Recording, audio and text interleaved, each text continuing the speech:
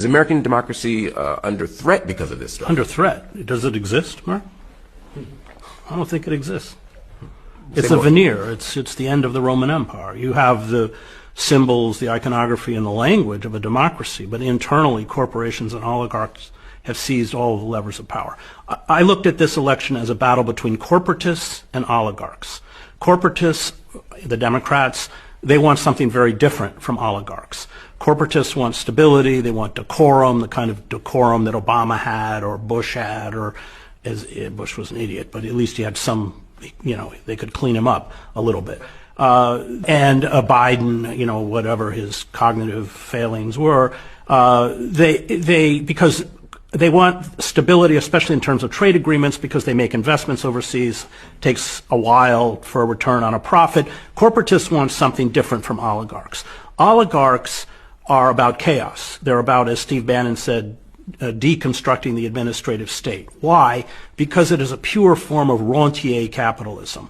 And by that I mean that they make their money by setting up toll booths, Amazon, all of these digital media platforms. It's not about producing goods. And the more that the state is deconstructed, that's why they want to abolish the Department of Education, everything that we need as a civil society becomes privatized. And you see it in, I wrote a book called America, the Farewell Tour. It begins in Scranton, Pennsylvania, where everything, the sewer system's privatized, the parking authority is privatized, the electricity is privatized, and of course they've jacked up the rates. And the services are not very good. And they want to privatize the post office, so we can have a dysfunctional post office like the UK, which is privatized. And so that's what oligarchs want. And the oligarchs have won. They won.